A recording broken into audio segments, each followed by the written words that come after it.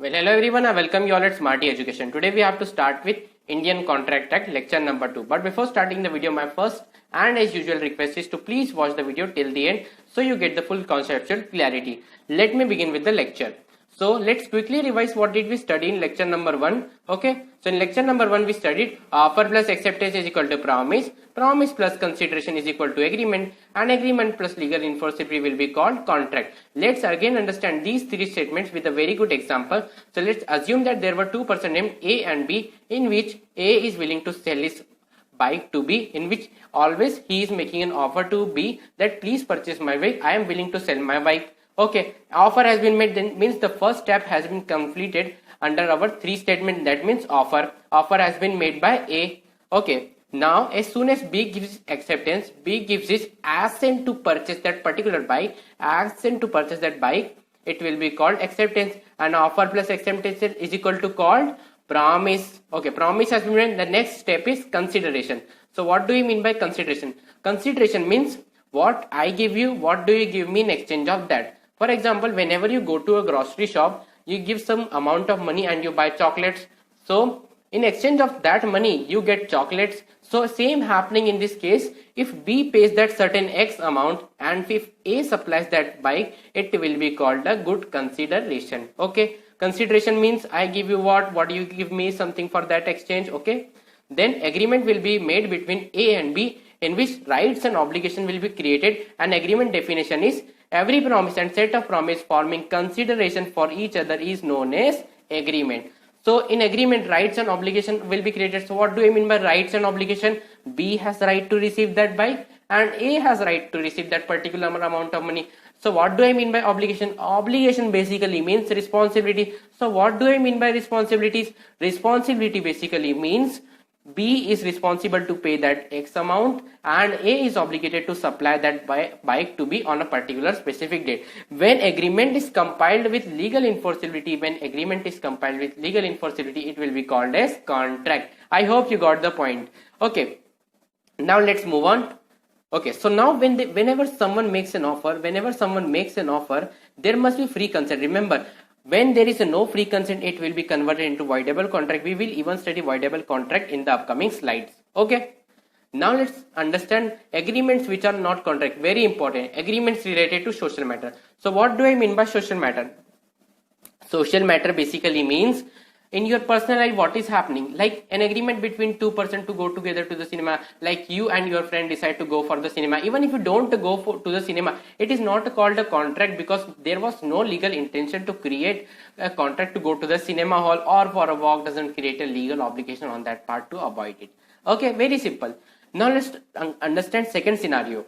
Domestic arrangements between husband and wife in Balfour versus Balfour. So whenever there is a question about domestic arrangement between husband and wife, it will not be considered as contract. Let's understand this with a very famous case law, Balfour versus Balfour case. So what happened in this case? Let's understand this.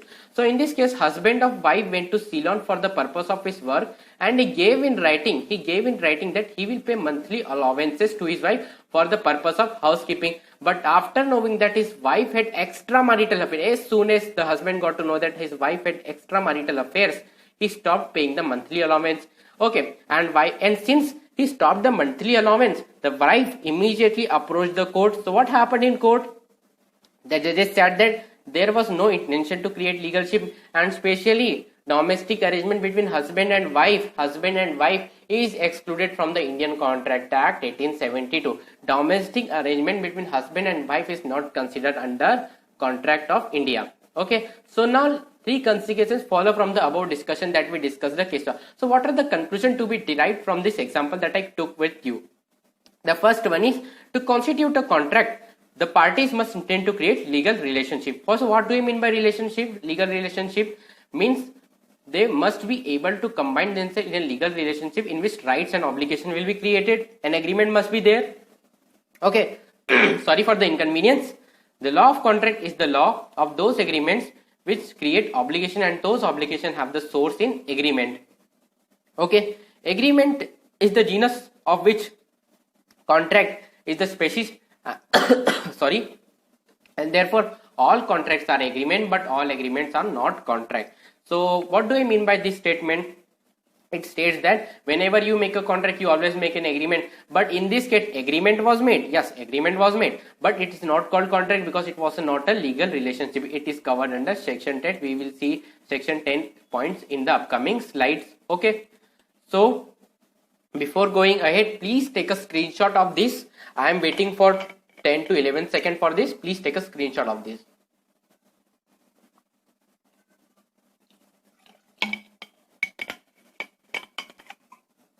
Okay, so now I assume that you have taken the screenshot. Okay, so now let's move on. So what do I mean by section 10? Why am I was saying section 10? So section 10 provides that all agreements are contracts if they are made by free consent. That's what I told you in A and B example. A free consent of parties competent to contract for a lawful consideration and the lawful object are not hereby expressly declared as void.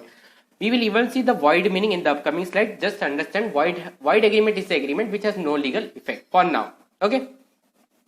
So what do when agreements are declared to be void? An offer or proposal by one party and acceptance of that offer by another party resulting in an agreement consists an item. So what are the necessary things that a contract must have? First of all, consists ad idem. So what do I mean by consists ad idem? Means meeting of minds. So in the A and B example, we saw that there was meeting of mind of A and B. Like B is willing to purchase A's bike and A is willing to sell his bike. So it is called consists ad idem. Okay. An intention to create legal relation or intent to have legal consequences. The agreement is supported by a lawful consideration. So what do you mean by this? Means there must be intention to create legal relation. Okay. Means if anything goes wrong, that means legal consequences will cause. Means any of the party can approach the court. The agreement is supported by lawful consideration. Means that's what I told you, that money has been given in exchange of bike in A and B example. That is called lawful consideration. It should not approve any kind of public policy legally capable of contracting. So whatever, like A and B contracted with each other, in which A is a major. A major means above 18 years, but B is a minor. Minor means below 18 years, and that means B is not capable of contracting. So genuine consent between the parties must be there, and legally capable of contracting means above 18 years of age. The object and consideration of the contract is legal and is not opposed to any public policy. The terms of the contract must be certain. Certain means which are capable of performing. Same as explained in the below point. Capable of being performed. It is not impossible of being performed means contract terms must be certain and possible to perform. Like contract must be not like that I will purchase Mukesh Ambani's house if you give me rupees 10,000 amount. So it should not be there in the contract. Okay. Let's move on to our next thing. The next topic is kinds of consideration. Let's see our first kind of consideration. First kind of consideration is execute your future. So what do I mean by the word future? Future means happening and executed to be in future, which means that it makes the form of promise to be performed in the future. Means nothing has been done by both the parties, but it's to be performed in the future, like an engagement to marry someone. The next one is executed or present, in which it is an act or forbearance made or suffered for promise. Executed or present means one party has done its work, but other has to do it. For example, today you pay rupees 1,000 for the goods to be delivered next day. Same as you do in Amazon, you early payment, you pay the early and you get the delivery after 7 to 9 days. Means the other party has to execute that contract. Okay. Past. What do I mean by past? Past, which means a past act or forbearance. That is to say, an act concerning consideration which took place and is complete before the promise is made. So what do you mean by past? Past means an act which has been done, okay, which took place incomplete before the promise is made. So its best example is finding a missing dog. Before even fulfilling your promise, you have find the dog. The best example is missing dogs. Before consulting even the party, you just do your task. Okay. Now let's talk about rules governing consideration. Every simple contract must be supported by valuable consideration. It should not be like that in 1 rupee I will give you a piece of land. It should not be like that. It should be valuable. Okay. The next thing is Consideration may be an act of abstinence or promise. Abstinence means not to do something. Promise means to do something. Like in case of A and B, for example, there were two persons named A and B, in which A is going to sell bike to B, but B says that I don't have enough money. Will you not sell it to anyone except me? A said that okay, if you pay me rupees 5,000. Okay, it's called an abstinence, means not to do something. The next point is there must be mutually concessedidum, matching of minds, contribution from both sides. Fourth one is consideration must be real and not vague, indefinite or usually. It's very easy. I'm not going to explain it to you. The next thing is although consideration must have some value, it not be adequate full return for the promise. So means consideration always some have full value. Means it means that even if the consideration is there, but it's not of value. For example, a land is there costing of 10,000. Okay, but since you are selling it to your friend, you can even sell it to 8,000 price. Okay, giving it 2,000 discount. So not even necessary for full adequate full return from the promise. Consideration must be lawful. What do you mean by lawful? Means it should not prohibit any Indian Penal Code Act. Okay, the next one is consideration must be something more than the promisee is already bound to do for the promiser. Let's understand this very with a good example. So for example, there were two persons named A and B. Okay, A is going to sell bike to B. Okay, A is going to sell his bike to B, but B said that you have a helmet now, so can you give it to me along with the bike? A said that since the promise I made is to give you the bike, but if you want that helmet, you have to pay rupees 500 for another thing. That is what is explained here, that consideration must be more than the promisee is already bound to do for the promiser. Okay, so now let's move on. When consideration is not necessary, consideration means I give you something, what will you give me in exchange of that? So it's called consideration. Again, I'm explaining you to make you revise. Okay, so section 25 of the Indian Contract Act lays down certain exceptions which make promise without consideration. Means when the consideration is not necessary, it is covered by section 25. Remember, very important. Thus an agreement without consideration is valid if it is made out of natural law, like your grandparents leave some property in your name. It's called a natural love. Next one is made to a person as a compensation for the person who has already done something as voluntarily. So let's assume a case scenario in which there was a person named A. A owned a house. Okay, A owned a house. When there was a fire in A's house, voluntarily you helped A. Okay, so and A has a shop of electronics. Okay, A has a shop of electronics. One day B went to A's shop and say that I want to purchase a TV. Will you sell it to me? A said that I will sell it to you for free because you earlier helped me. So it is called voluntary act. Okay, compensation to the person who has already done something as voluntarily. Okay, the next thing, according to section 185, to create an agency, consideration is not necessary.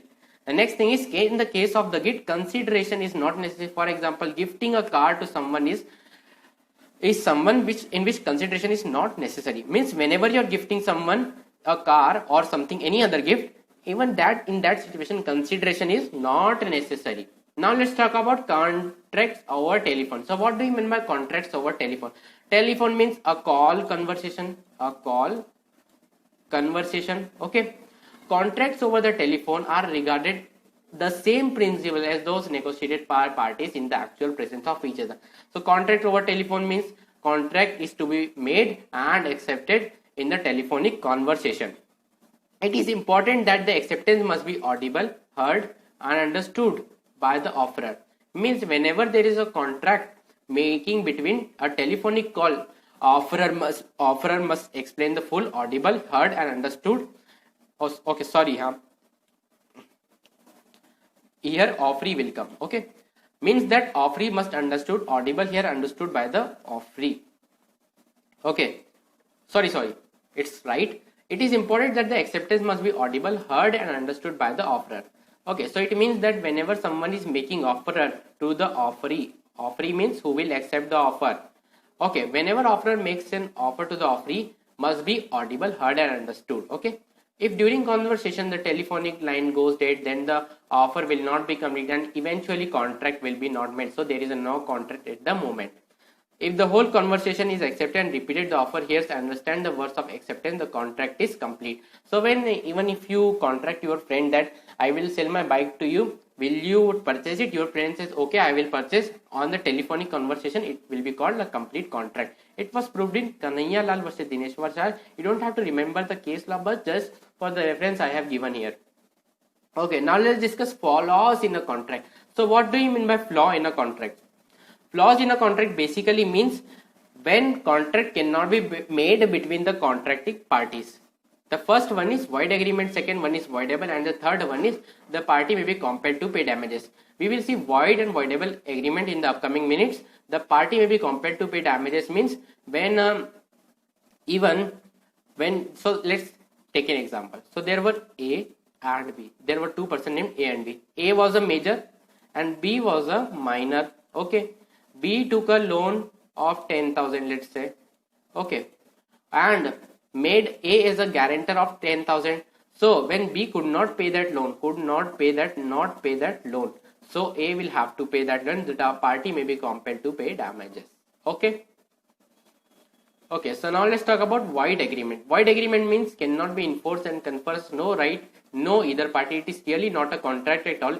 It is non-existent. Technically, it is a contract which cannot be claimed. For example, A and B contracted in which A will sell his car to B, but government announced that no one can purchase a used car. Then contract will be void and it will not be enforceable. So what do you mean void agreement?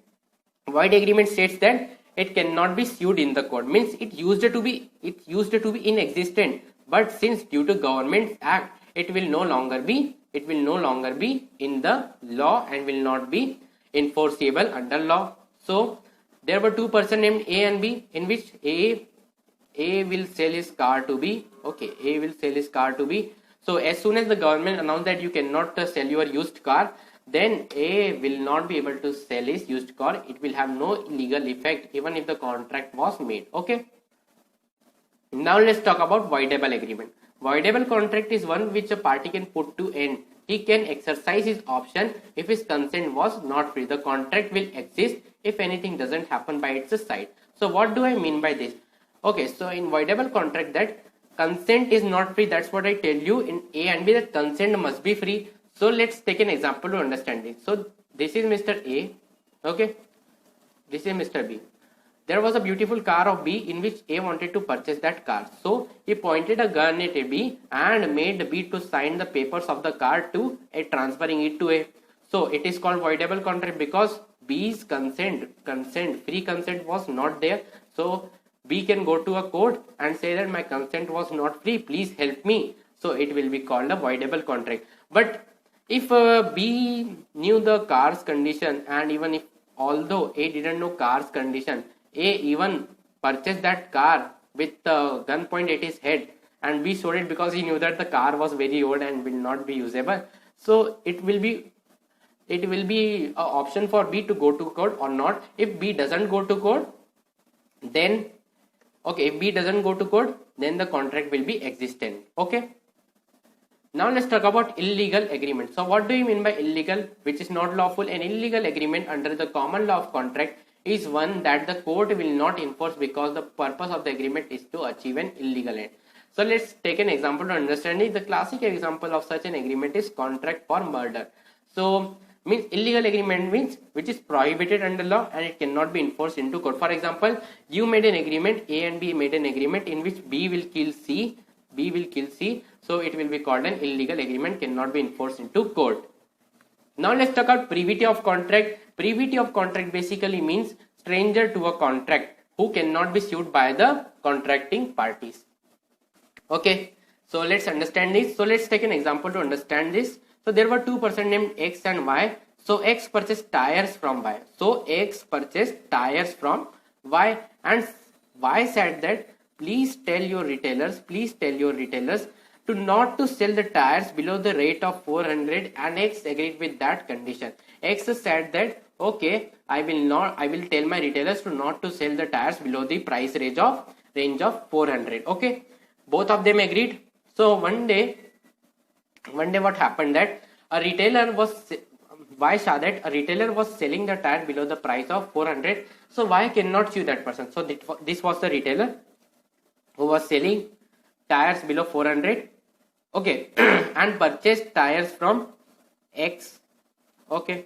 But why cannot sue that retailer for selling the tires below the price range of 400? Because Y purchased the tire from X and X told him not to sell within 400. So X can only sue Y for doing the breach of contract. And Y, even if Y wants to sue him that he is selling his tire below the price of 400, it will not be possible. Let's talk about what are the flaws in a contract. When parties are incapable of making a contract between them, it is called a flaw in the contract, like minor or lunatic mind person. So chief flaws are incapacity, mistake, misrepresentation and fraud. Let's understand flaws in capacity and person. In law, person are either natural or artificial. We know that artificial means a company can be artificial person which exists only in the eye of law. The general rule is that all natural persons have full capacity to make binding contract, but the Indian contract admits an exception. Means all natural persons are able to do the contract, but Indian contract makes certain exceptions. The first one is minors cannot enter into a contract. The second one is lunatic person. Lunatic means who is of unsound mind and person disqualified from making a contract. Section 11 of the Act provides that every person is competent to contract who is the age of majority, means above 18 years, according to the law which he is subject, and who is of sound mind is not disqualified from contracting by any law which he is subject. Okay. Now let's talk about lunatic agreement. A person of unsound mind is lunatic. So what do you mean by lunatic? Unsound mind means person may be suffering from a mental disease. Okay. That is to say, for the purpose of making contract, a person is of unsound mind. Means mental person if at the time when he makes the contract, he is incapable of understanding and forming control, rational judgment as to effect upon his interest. Means if he is of unsound mind, he cannot make a contract. But at the time of contract, if he was conscious, he was not lunatic, he was not mental, then the contract is not void. Means void means which have no legal effect. But if the time of the contract he was not lunatic, it will not be void. If a contract entered into by lunatic person of unsound is for benefit, it can't be enforced against other party but not vice versa. It's proved in Jugal Kishore versus Chedu case. So if a contract entered into by lunatic is for his benefit, it can be enforced. For example, if there was a who was a lunatic mind and there was a me in which they contracted each other, so A can be enforced by B if it was for the benefit of A. Okay, and he was a lunatic mind person. Okay. Now let's talk about flaws in consent.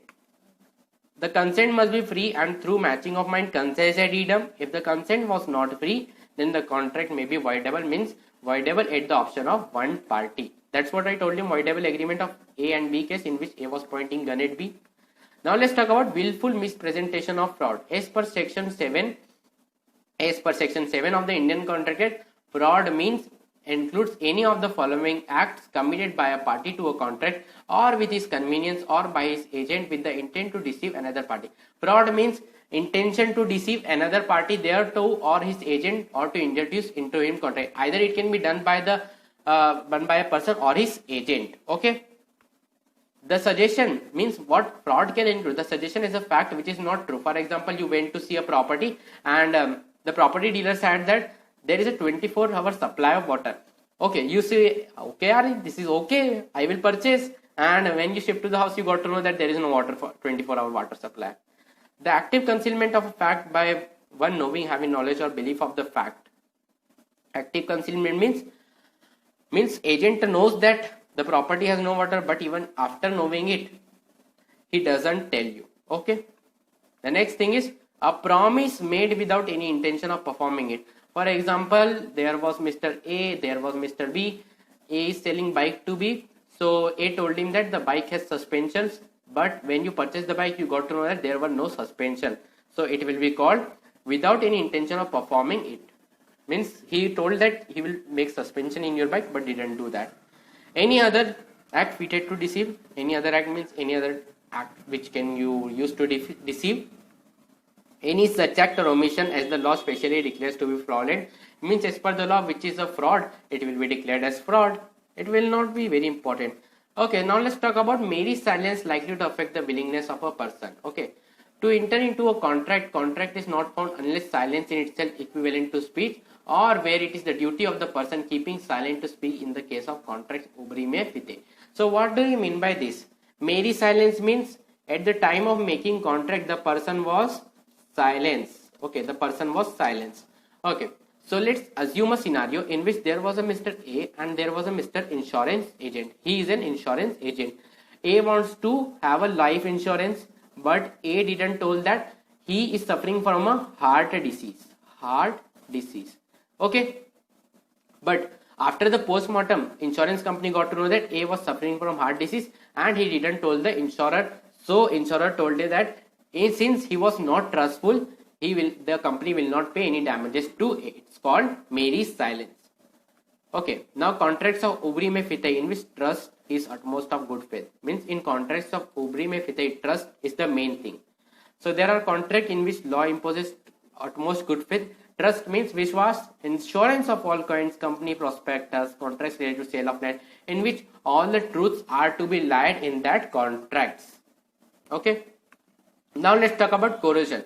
Coercion means in section 15 of the act means the committing or threatening to commit any act forbidden by the Indian Penal Code, or unlawful detaining or threatening to detain any property to the prejudice whatever with the intention of causing him to enter into an agreement. So coercion means forcefully. Coercion means forcefully entering into a contract. Forcefully entering into a contract. Okay. Simply stated, the doing of any forbidden thing which is stated under Indian Penal Code. For example, pointing gun at B to enter into a contract. For example, there was a Mr. B. Okay, there was Mr. B and there was Mr. A. A told him to enter into the contract with him at the gunpoint. So B entered immediately. So it will be called as coercion and prohibited under Indian Penal Code under section 15. Now let's talk about undue influence. Undue influence is covered by section 16 of the Indian Contract Act. A contract is such to be produced by undue influences where the relations subsisting between the parties are such that one of the parties is in position to dominate the other and uses that position to obtain an unfair advantage to other.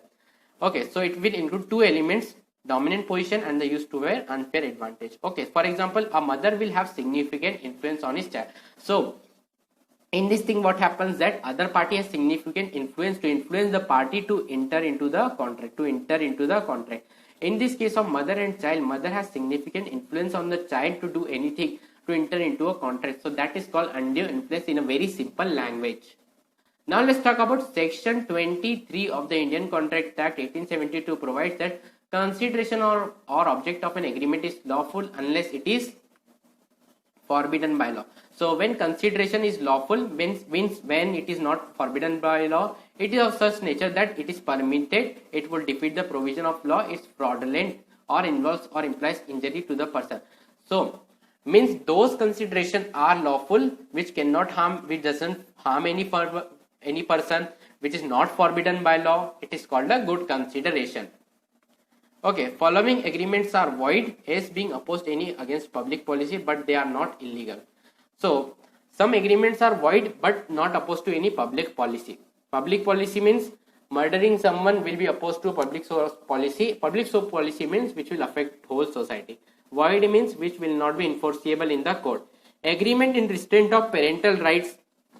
Agreement for living custody of child means agreement in restraint of parental rights is void. It will not have any legal enforceable things. Okay, agreement in restraint of marriage, that you cannot marry any other person or cannot marry any other person in life, like Salman Khan. Restraint of marriage for not marrying someone, it is called restraint of marriage. Marriage brokerage or marriage agreement. Okay, so what do I mean by this statement? So means marriage, there is no contract to pay marriage agents for the brokerage of marriage. You all know that marriage, there are some pandits who find a girl for your boy, so it is not quite obvious that to pay them the brokerage charge or fees. Okay, so it's called marriage brokerage or marriage agreement. Then the pandit cannot approach the court for getting the amount that is to be paid under brokerage agreement. Okay, if you didn't get any point, please comment down below. I will reply within the 12 hours. Agreements in restraint of personal freedom and trade are void. Means not to do any kind of business, or if the agreement is related to just detain yourself in a room, it is called as restraint of personal freedom and trade. Now let's talk about a very important and a very interesting thing, wagering agreement. Oh, so what do I mean by wagering? Wager means bet. So bet means shart. Okay. So for example, A and B bet with each other, in which A will give 100 rupees to B if Chennai Super Kings win the match, and otherwise B will pay to A that if the Mumbai Indians will win. So it is called wagering agreement depending on a certain event to happen. It's called a wagering agreement. Wagering agreement basically means based on an event in which both person will have a bet. So there is a possibility that one person will win and other person has to pay the winning amount. Okay. So in India, in Mumbai, all the wagering agreements are void in Mumbai by Wagering Act 1865. Okay, so wagering agreements are void where? By Wagering Act 1865. Okay, except Mumbai. Means in Mumbai, wagering agreement is illegal. In all over the India, wagering agreement is void, which have no legal effects. I hope you got the point. Now let's talk about void agreements. Void agreement means which is not able to be enforceable in the court. Agreement by or with a minor person, okay, of unsound mind or person disqualified to enter into contract, section 11. Okay, agreement made under mistake of fact material. Just read this. You don't have to get to understand the concept of them. Just I'm telling you to, because it has been given in your module. Agreements of which the consideration is or lawful is object.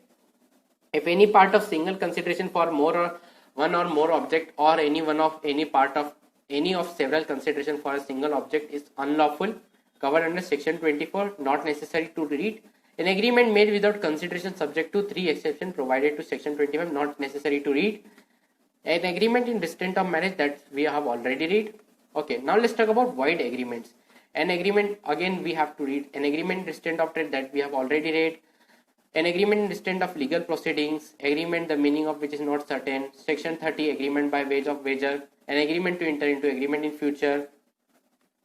Okay, so please read them by pausing the video. I'm not going to explain that because they are not very necessary from your examination point of view. Still, I included those in notes. Okay, now let's talk about contingent contract. As per section 31, a contingent contract is a contract to do or not to do something if some event collateral to such contract happens. So what do you mean by contingent contract? Contingent contract will always depend on certain kind of event. So what kind of event? Means if something happens, something is to be happen in the contract. For example, there were two persons A and B. A contract to sell B 10 bales of cotton for 20,000 if the ship by which they are coming returns safely. Means A will sell 10 bales of cotton to B if the ship returns safely in which they are coming. Contract of insurance, contract of indemnity guarantee are popular instances of contingent contract. For example, life insurance, if the person dies, then insurance company will pay insurance amount to family. It is also called contingent contract. Now let's talk about quasi contract. Quasi contract is a contract that is created by court order. Court order means court will order to be come into the agreement, not by an agreement made by the court. It means court will create rights and obligation of the party. For example, quasi contracts are created by the court when no official agreement exists between the parties in dispute over payments of goods and services. Means, for example, A and B were the person. A purchased groceries from B. A purchased groceries from B. Okay, B gave the groceries, but the groceries were found to be spoiled. So A approached the court. So duties were created between A and B by the court that B will have to pay amount and A will return those spoiled groceries to B. It will be called as quasi contract. Discharge or termination of a contract. The first one is performance or contract. When the contract will come to a mutual agreement or agreement. Means when both the party don't want to perform the contract, it will be called as mutual agreements. The third one is lapse of time. When the time is over, it is called the contract will come to end. It will be called discharge or termination of contract. Fourth one is operation of law. Third one is impossibility of performance. Fifth one is breach of contract. We will see all of this in the upcoming lectures, so don't worry about them.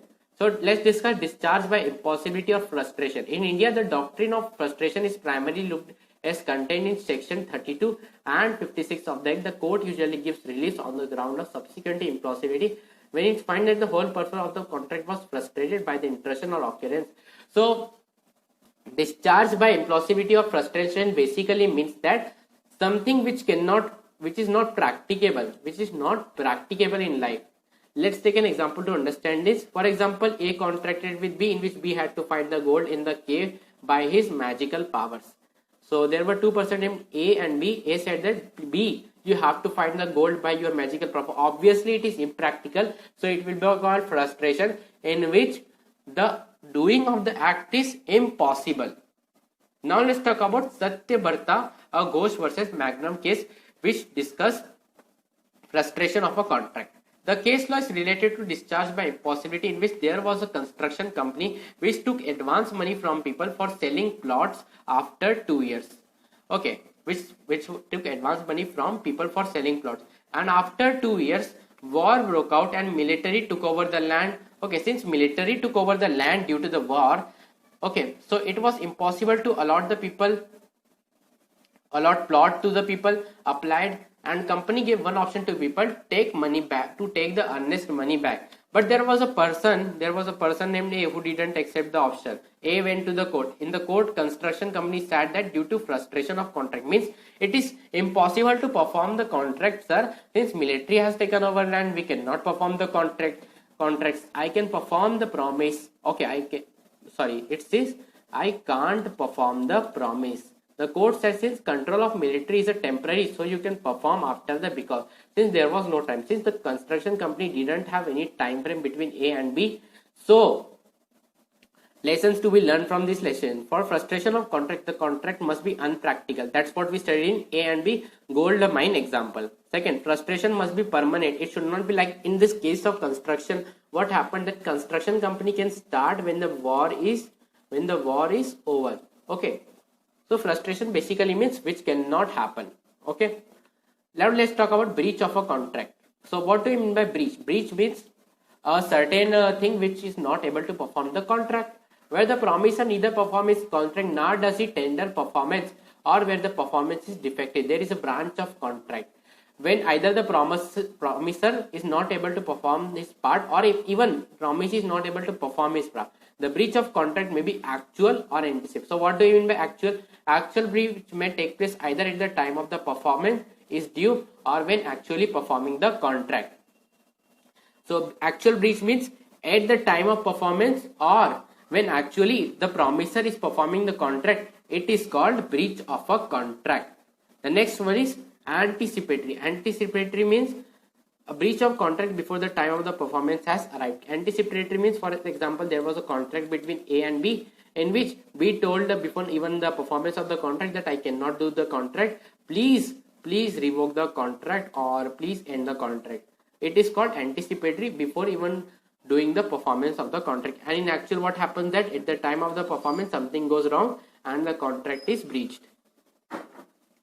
If there is a breach of contract before due date, the promisee can keep the contract alive until due date for the benefit of promiser.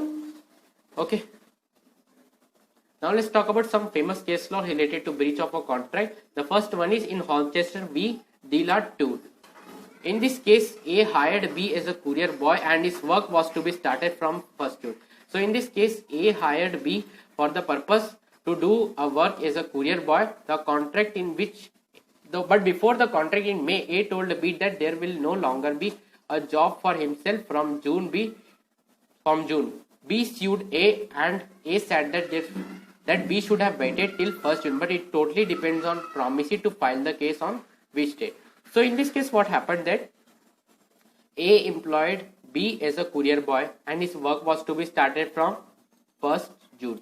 His work was to be started from 1st June.